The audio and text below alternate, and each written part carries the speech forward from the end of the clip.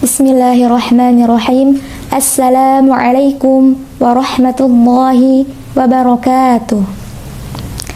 Alhamdulillahi rabbil alamin. Wabihi nasta'inu wa ala umuri dunya waddin. Wassalatu wassalamu ala ashrafil anbiya'i wal mursalin Sayyidina wa maulana Muhammadin wa ala alihi wa sahbihi ajma'in. Amma ba'd. Segala puji bagi Allah yang telah memberikan kepada kita semua, yaitu nikmat sehat, nikmat taufik, hidayah, inayah, dan nikmat yang paling besar adalah nikmat iman dan Islam. Salawat serta salam tak lupa terlimpah curahkan kepada junjungan kita, yakni Habibana wa Nabiyana wa Maulana Rasulullah Muhammad sallallahu alaihi wasallam. Tak lupa kepada para sahabatnya, kepada para tabi'in dan tabi'atnya, dan kepada kita selaku umatnya yang insya Allah taat pada ajarannya sampai hari akhir. Amin Allahumma amin. Hai sahabat At-Thaibah, kembali lagi di acara serpihan serial ayat-ayat pilihan di bulan Ramadan. Kali ini saya akan menjelaskan sedikit ilmu tentang mengukir prestasi di hadapan ilahi. Telah dimaklumi bahwa manusia pada mulanya berasal dari dua orang, yaitu Nabi Adam dan Ibunda Hawa. Daripadanya berkembang menjadi banyak bangsa dan suku. Allah Subhanahu wa taala berfirman dalam Quran surat Al-Hujurat ayat 13. A'udzu billahi minasy syaithanir rajim. Ya ayyuhan nasu inna khalaqnakum min dzakarin wa untha wa ja'alnakum syu'uban wa qabaila lita'arafu inna akramakum 'indallahi atqakum innallaha alimun khabir. Wahai manusia, sungguh kami telah menciptakan kamu dari seorang laki-laki dan seorang perempuan.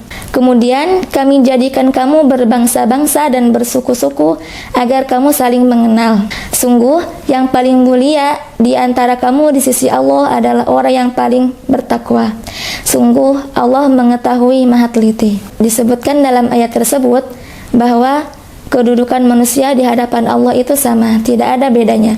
Adapun yang membedakan di antara mereka yaitu karena urusan din, yaitu agama, sebagaimana seberapa taat mereka kepada Allah dan Rasul-Nya. Al-Hafidz Ibnu Katsir menambahkan, mereka berada di sisi Allah karena takwanya, bukan karena jumlahnya. Rasulullah Shallallahu alaihi wasallam bersabda, "Laisa li ahadin ala ahadin fadlun illa biddin aw amalin sholihin." Tidaklah seseorang mempunyai keutamaan di atas orang lain kecuali karena din, urusan agama, atau karena amal solih. Hadis riwayat Al-Baihaqi. Saat ini manusia telah berkembang pesat dalam berbagai aspeknya, yaitu dari sisi jumlah mencapai miliaran, dan dari segi penyebaran ratusan bangsa dan ribuan suku-suku yang masing-masing mengembangkan potensi yang bisa dikembangkan. Daripadanya pula muncul berbagai macam bahasa, adat istiadat, budaya, dan lain-lain. Tetapi ketika kita renungkan, semua itu hanya untuk jasmani saja, agar kehidupan kita tenang, kehidupan kita nyaman, kebutuhan materi kita tercukupi.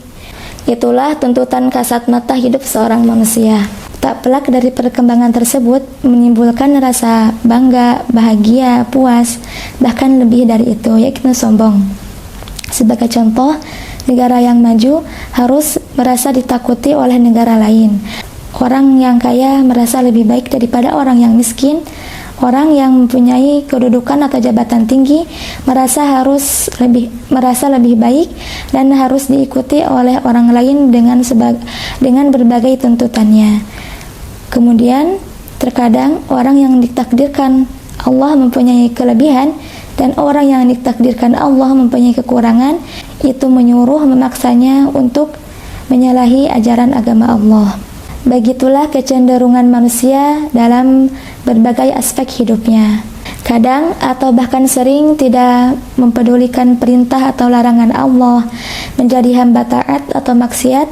Itulah parameter yang pada saatnya akan diminta pertanggungjawabannya. Tetapi sekali lagi, karena tipisnya ikatan manusia dengan syariat Allah, manusia banyak tidak menghiraukan halal atau haram, karena manusia tidak mempunyai kewajiban untuk menghalalkan ataupun mengharamkan sesuatu kecuali kembali kepada syariat Allah, kepada ajaran Allah Subhanahu wa taala.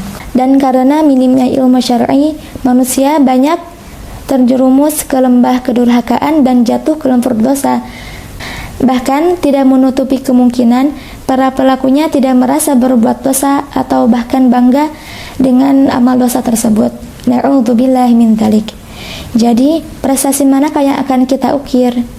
Prestasi barun, taqiyun, karimun, prestasi baik, taat, mulia, atau sebaliknya, yaitu prestasi fajirun, taqiyun, dzalilun, prestasi ahli maksiat, hina, celaka. Dalam hal mana? Yaitu sejauh mana kita menyikapi ajaran Allah dan Rasulnya. Perhatikan wasiat Imam Al-Hasan Al-Bashari berkata, Ayyuhan nas, innaka anta ayyam, kullama dhahaba yaum, dhahaba ba'duk. Wahai manusia, ketahuilah bahwasannya engkau adalah kumpulan hari-hari. Setiap ada sehari yang berlalu, maka hilanglah sebagian dari dirimu. Jadi, sudah berapakah amal taat kita yang telah kita kumpulkan sebagai investasi di hadapan Allah, dan sudah seberapakah pula amal maksiat yang telah kita lakukan yang akan membuat kita terjerumus ke dalam api neraka. Manusia telah diberikan hidayah, yaitu Al-Quran dan As-Sunnah.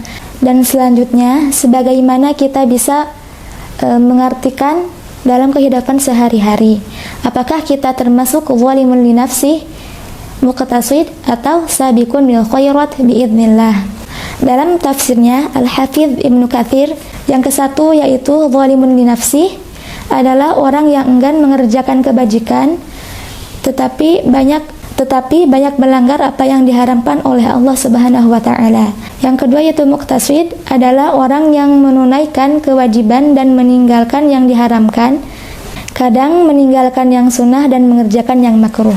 Dan yang ketiga yaitu sabiqun bil khairat, orang yang mengerjakan kewajiban dan sunnah, dan orang yang meninggalkan yang diharamkan dan yang dimakruhkan, bahkan meninggalkan yang mubah karena sikap waroknya. Itulah ujian Allah kepada kita, sebagaimana sabda Rasulullah SAW, huffatil jannah bil makarih wa huffatin nar bisyahwat. Jalan menuju jannah itu dipenuhi dengan sesuatu yang tidak disukai oleh manusia, dan jalan menuju neraka itu dilingkupi oleh sesuatu yang disukai oleh syahwat.